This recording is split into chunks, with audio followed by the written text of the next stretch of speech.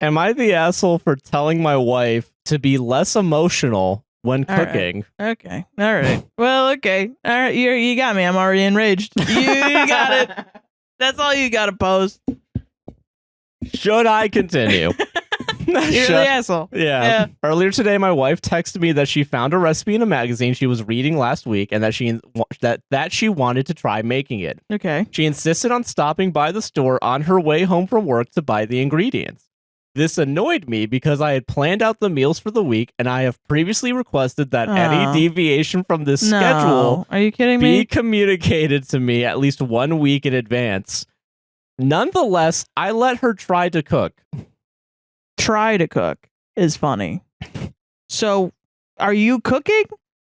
Is it like you thought you were going to cook and now she's going to cook and you're upset at the change? Or is it that you're like, this is what we cook and you're being emotional about this? You didn't give me a week deviation to tell me in advance to tell me what we're cooking. If I'm at a corporate job and my job is like, you need to give me 60 days notice for when you're going to be out of work, and I come home and my husband is like, you need to give me a week's notice to eat something different. Yeah, it's like, what? I'm going to explode. Yeah, like, I don't need to give everyone notice of when I'm going to do everything. Sometimes plans change. Sometimes you gotta be spontaneous. Yeah. When she got home, she got right to work, chopping vegetables, boiling water, etc.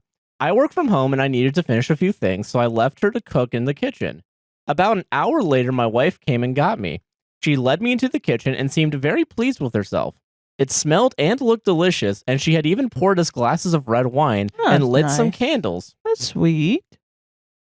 From the first bite, though, I knew that something had gone terribly wrong. She had made a chicken and noodle casserole, and it tasted very salty, almost like pickles. I spat out my forkful and calmly but firmly asked her what she had done. What have you done, woman? Very calmly. What have you done? What have you done? What have you done? I was struggling to get the taste out of my mouth. And then I realized it had been poisoned, and she went, aha! She walked up to the recipe and deciphered that she had added 1 tablespoon of salt instead of 1 teaspoon. Oh. That's okay. That's okay. I mean, how much did you... Okay, that's a marginal... That's a marginal, I guess, issue. Maybe it's not. I don't know. I reminded her that if she had controlled her emotions, she wouldn't have sped through the recipe and likely wouldn't have made such a silly mistake. My wife turned red and looked down at the floor. All she could muster was, I just wanted to do something nice. I got up from the table, scraped the inedible food into the trash, and ordered a pizza. At this point, I was in no mood to return to my original food schedule. You should have asked for a week, though, notice, for ordering pizza. What is this about? For being emotional and cooking. Like, I know, like, ARFID and stuff, where you're someone that is, like, you don't like eating new foods and stuff. Yeah. That exists. So, I don't know, maybe it's this guy, but it's like, what's with the shaming? The shaming is the problem. That she tried a new thing. You didn't say, hey, let's keep to our schedule, like I said. Yeah. You know, maybe we could do this next week. That's a good compromise. If you really need a schedule. If you need to stay in, yeah. But being like, I knew that this would be terrible. I knew it was going to be fucked from the beginning. How fucking dare you? God. Okay. It tasted like pickles is funny as fuck. Because, like... I don't believe that no. for a second. Okay, all right. When I was done ordering, I asked my wife how she would avoid doing such a thing when she cooked in the future. My wife seemed angry about the question and said that I should just, quote, drop it. I refused. I told her that she had wasted our money on these ingredients, only for us to throw her entire dish away, us. I asked her if she even cared about how that made me feel, but she just shook her head and angrily stormed out of the room.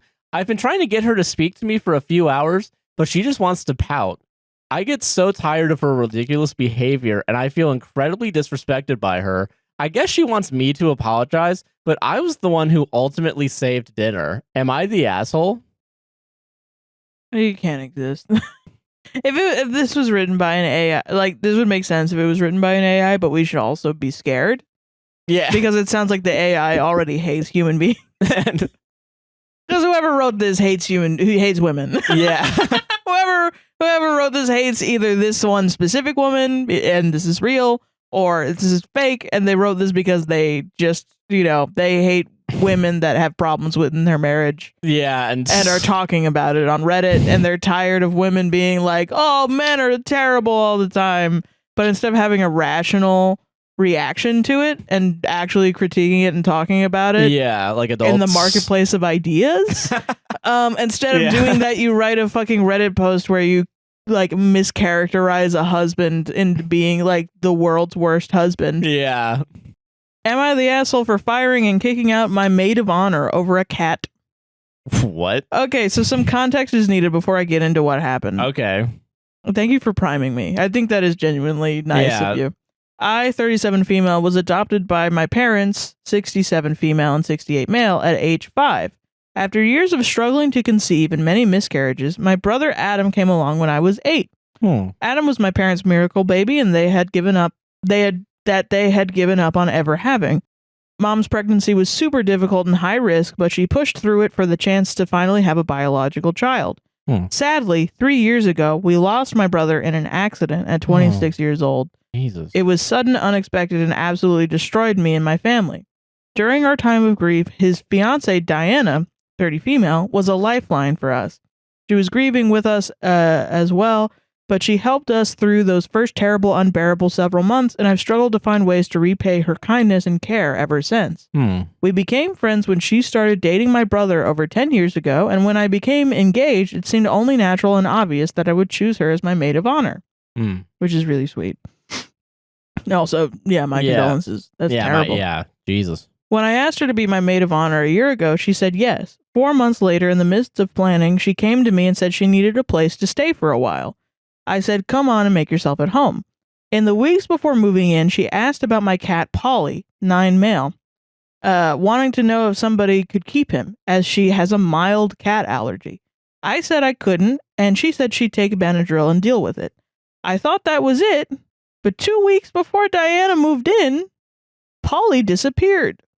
What? Diana helped me put up posters and check shelters, but we had no luck. Well, come to find out, Diana is the reason Polly was missing. She had used her key to my home to take him and let me believe he slipped out, and had a friend keep him for the 4 months that she ended up living in my home. I found this all out almost 2 weeks ago, and I pitched an absolute fit. Yeah. What? She just kidnapped your cat and moved him somewhere else. Oh my God. Threw her stuff out of my house before she could properly fully move out, kicked her out of my wedding, and told her in no uncertain terms to stay away from me for a while. I blocked her after the 3rd apology text because I was sick of seeing her name on my phone, then blocked her across all social medias. She even showed up at my work the other day, and I stayed in the back. That's so wild. Okay. Wow, you're pushing too much on this. Yeah, I stayed in the back until she finally left. My parents, who adore her as an extension of my brother, want me to make up with her and let her stay in the wedding. No. But I don't see us coming close to even being civil before my wedding date. Adam helped me pick out Polly, and he's one of the few things I have left that connects me to my brother. Jesus, yeah. I don't know what I'm going to do about the open maid of honor spot or anything yet, but I'm wondering if maybe I did go overboard. I don't think I did, but I could use some outside perspective. Am I the asshole? No. Edit, thank you to everyone for your responses and support. Yes, I did get Polly back. Good. I'm going to try and read the comments and answer any lingering questions if I can. No, no. You're not the asshole. That's a severe breach of trust. Yeah, dude. you fucking used a... What if your cat gets sick? Yeah, and in those 4 months. Dude, and the nerve, the absolute fucking gall to help her put up missing posters, knowing That's so full wild. well the gaslighting that you fucking gave the cat away to a friend. Yeah. Because you said that you would take Benadryl, and you're like, actually, you know what? Fuck that. I don't, because you don't want to take Benadryl sometimes. Am I the asshole calling my daughter Messy to the point it is a running joke? Okay. Yeah. What do you think? I'm gonna side. I'm gonna hedge my bets here. This is an unhinged episode. Yeah, is it? This is. We're both getting really pissed this episode. I'm gonna think asshole. Okay. I don't know why. I don't know why about making fun of your own blood that you birthed out of your vagoo. Oh, Jesus. Okay. I don't know. Something weird. All right. My husband and I have 3 daughters, 24 female, Jess, 19 female, and 4 female, Mara. Yo, it's on the 4-year-old. She's messy. I'm assuming it's not about the 4-year-old, No, but that it's would be not. really funny if you're just like fucking all making fun of a baby. Yeah. I mean, you know. Jess still lives with us because rent is costly and she wants to save up. We Fair. have no issues with this. We charge her a small amount of rent and she keeps the house clean. She's very good with cleaning the kitchen and living room whenever there is a mess, but her own room is another matter. Okay, but she's paying for it though, so I mean, This whatever. is gonna fucking send me to the top. Yeah, it's not gonna piss me off, isn't it? Granted, it's a small room, so it clutters up quicker. I just think it's ridiculous and easy to keep clean given the size. There's always things on her dresser and left out. There's always things on her dresser left out, and she keeps her clothes on her chair instead of in the closet or laundry basket. Like everyone does. Like every fucking human like being. I'm doing right now. Like, Yes. come on. I mean, maybe not if you're Superman, but Jesus. Some people are just, they put their fucking clothes on the chair, and can we just accept them, please? Yeah, Oh my God. Some people have a laundry chair, and it's fine. let's find out a laundry chair. It's okay. Jesus. Yeah. Now, this freaks me out. I used to ask her to tidy up, but she would always say, it is tidy. So I tidy it myself now. No.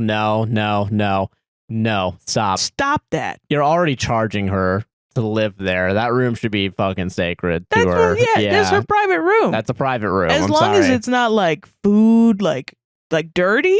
Yeah, like if it's, if you're dusting still and you're still keeping food out, like fine. It's just a little bit of messy? a little messy is fine. If it's gonna bring in like ants Or or something. flies or roaches. Yeah, that's fine. not good. Fine to complain, but if not, Yeah. whatever.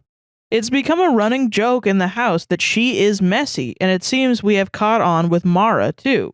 Whenever Mara is tired or fuzzy, she thinks Jess is boring her. She will call her messy. What a good joke. I never used to think it bothered Jess until today, since she has never said so. Mara was acting out due to a bad sleep last night and told Jess to go away because she is messy, and Jess flipped out at me. What the what? This isn't a fucking joke. You're just calling her messy. Yeah. As an insult. Yeah. She is apparently tired of it being a running joke because she deems herself not messy. However, I see the state of her room compared to the rest of the house, and she is messy by definition. Mara would not apologize and just refuses to be around Mara until I make this stop. She says it's annoying to be constantly called something she is not. My husband is on Jess's side. He is also more laid back, cleaning-wise, and that we should stop so Mara does not copy what she hears. But I think Jess is being ridiculous, and being messy is not an unfair comment. Her room is not tidy, hence it is messy. Am I the asshole?